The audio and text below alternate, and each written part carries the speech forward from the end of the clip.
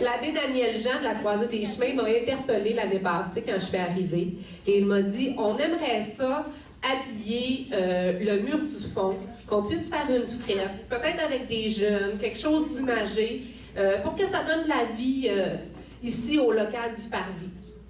Puis on voulait un projet qui ferait à la fois pour les activités du Parvis, à la fois pour la Croisée des Chemins, puis tout ce qui se vit ici. Et puis on trouvait que les murs étaient beige. Alors, ça a pris du temps. L'année passée, ça a pas...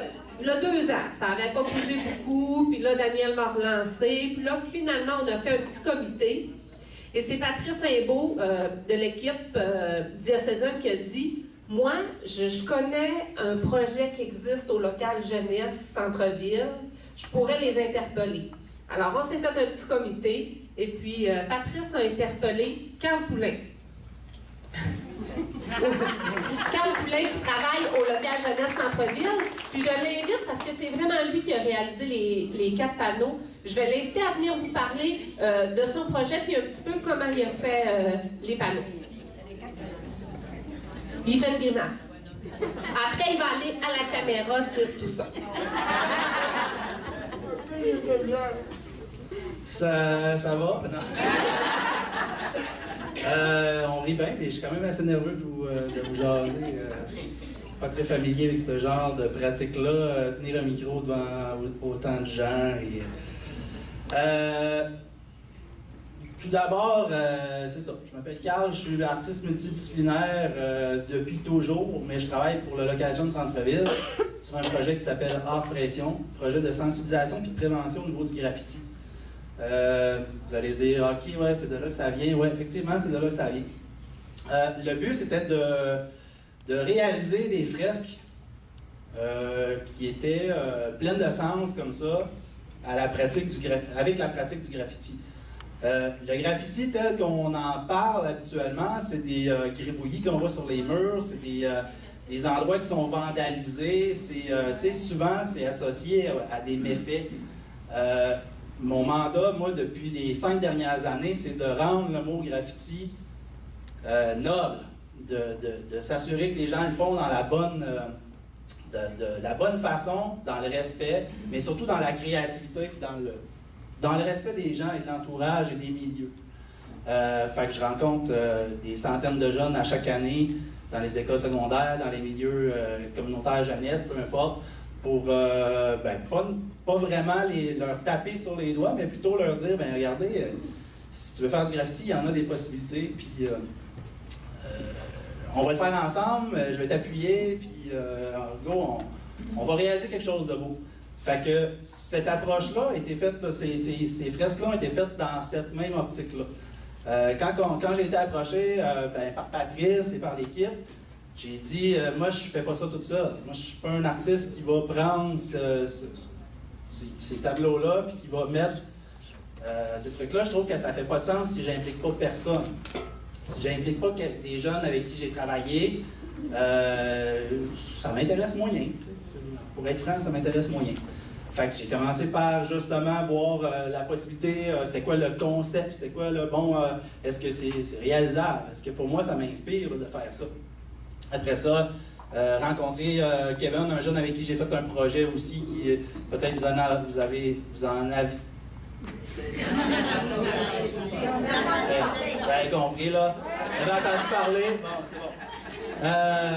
C'est un projet intergénérationnel de graffiti qu'on a fait avec des jeunes et des personnes plus âgées. Il y a d'ailleurs une des fresques qui est au barrage. La piste cyclable, là. Ouais, en tout cas, peu importe. Fait qu'on a fait 3 fresques partout. Kevin était sur ce projet-là, puis je tenais à ce que ce jeune-là ait encore une fois la chance de prouver son talent. Puis il a été à la hauteur. Je l'ai vraiment supporté là-dedans. J'ai dit, bon, ben Kevin, c'est quoi tes idées? Ah, il faudrait faire un arbre avec un bonhomme, avec une moustache, avec... OK, on va laisser faire la moustache, là, mais tu sais, il était parti. C'était super important pour moi d'y laisser sa totale créativité. Puis là, ben, on a joué sur le concept. Puis, ben, c'est ça. C'était de proposer un croquis qui allait être accepté ici, puis tout ça. Moi, un croquis, c'est un croquis. OK? un bonhomme là, avec un arbre là. Fait que je suis pas sûr que le croquis vous a inspiré. Quand vous avez vu, je sais pas, là, j'ai pas eu la version. Mais quand vous avez vu le croquis, vous avez dit. Sûrement, ça a été comme. C'est un croquis, tu sais. Mais j'avais en tête l'idée des couleurs, comment on allait traiter ça. Pour moi, c'était vraiment important de voir que le printemps, tout renaît, toutes les couleurs, c'est vif, c'est clair, c'est beaucoup de lumière. Le soleil il est comme moyen haut, tandis que l'été, il est plein sud, plein régime, gros éclairage, les fruits commencent à profiter un peu. Fait que pour moi, c'était vraiment important de voir qu'il y a de l'évolution en chaque.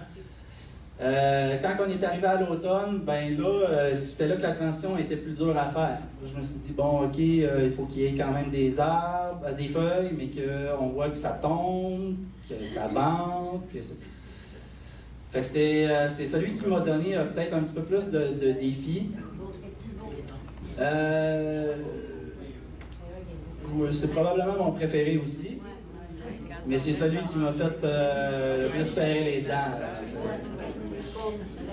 Il est arrivé un petit incident malheureux quand on l'a fait, on l'avait presque terminé, il est venu un coup de vent, le panneau a tombé sur une table et le panneau a cassé en deux.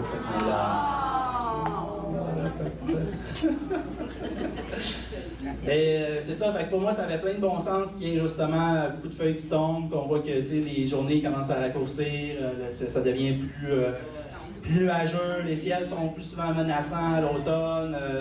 Moi, c'est une saison que j'apprécie vraiment beaucoup pour les contrastes de couleurs, fait que je tenais vraiment à ce qu'il y ait ça dans la fresque comme telle. Puis, l'hiver, c'est notre petit côté funny. Là. Moi, au départ, on n'était pas censé avoir de bonhomme de neige, mais je me suis dit, un hiver sans bonhomme, c'est quoi? C'est blade un peu, là. Fait qu'on l'a rajouté. C'était bien le fun. C'est un peu le concept derrière tout ça. Moi, je tenais vraiment à ce que ça mette beaucoup de couleurs dans votre espace, qu'il y ait de la lumière, qu'on voit que c'est expressif, qu'il y ait de la profondeur aussi. Qu'on voit pas que c'est plat et qu'on l'a d'en face, puis c'est frappant, là, je veux dire que ça respire beaucoup, fait que c'est pour ça qu'on n'a pas trop chargé le décor. C'est quoi l'auteur des cartes? Non, ça a été conjoint avec mon collègue Kevin Girard, en fait, qui ne peut pas être là aujourd'hui puisqu'il est à l'école, mais qui tenait à être là quand même. Vous veniez les signer? Oui, effectivement, vous venir les signer. Ils sont pas signés? Non, ils ne sont pas signés, ça a été comme... non, il y a un petit coup vide pour venir les porter et installer, là, c'est comme... ouais. Est-ce que la peinture est séchée? La peinture est séchée? Oui. En fait, juste pour vous donner une idée là, de comment on procède avec le graffiti, sans nécessairement rentrer dans les détails, là, c'est peinture avec une canette en aérosol. La peinture en aérosol comme telle, il y a des techniques spéciales à travailler, fait que souvent on recommence, puis on recommence, puis on recommence. Contrairement à un pinceau où on y va, puis la ligne est faite, c'est beau, c'est propre. Là, on en remet beaucoup, puis c'est pour ça que des fois, les détails sont moins précis. Ce qui nous a donné l'idée de travailler avec du crayon de peinture aussi, pour venir vraiment compléter tous les petits détails fins, parce qu'on n'aurait jamais ce fini-là. Tout au crayon comme ça a été beaucoup trop complexe. Puis en aérosol, justement, ça fait que c'est plaisant. Là, pour moi, c'est mon médium depuis 5 ans. C'est beau! J'étais censé te parler dans 30 secondes, mais finalement, ça va bien. Il m'avait dit, je vais parler 15 secondes. C'est parfait, c'était parfait, Carl. Puis c'est important pour nous que Carl puisse venir vous le présenter parce que on était vraiment fiers quand on a vu les fresques. Là, nous autres, on a fait « Waouh! » On capotait, on pouvait pas avoir idée comment ça allait être beau. Mais en plus, on est content parce que, ça ajoute vraiment à notre décor ici, puis à la vie du local. Mais on encourageait un projet qui est local, un projet avec des jeunes, un projet qui roule sa bosse ici dans la région. Alors, pour nous, c'était vraiment un double bon coup. Alors, merci beaucoup d'être là. Carl va rester un peu avec nous, donc si vous voulez aller voir les fresques de plus près, allez lui poser des questions aussi, gênez-vous pas. Peut-être qu'on ne l'avait pas dit, hein, quand on a pensé à l'arbre, c'était vraiment l'arbre de vie. Carmen, écoute, parce que là, tu vas pouvoir me corriger si je me trompe. L'arbre de vie, les saisons de la vie, on trouvait qu'il y avait quelque chose de très inspirant dans ce qui se passe ici au parvis, dans le quotidien, qui traverse les saisons, qui traverse le temps. Donc, c'était vraiment ça notre inspiration. Puis, je pense que Carl et son collègue l'ont très bien rendu. Alors, on est très fiers de vous présenter la fresque aujourd'hui.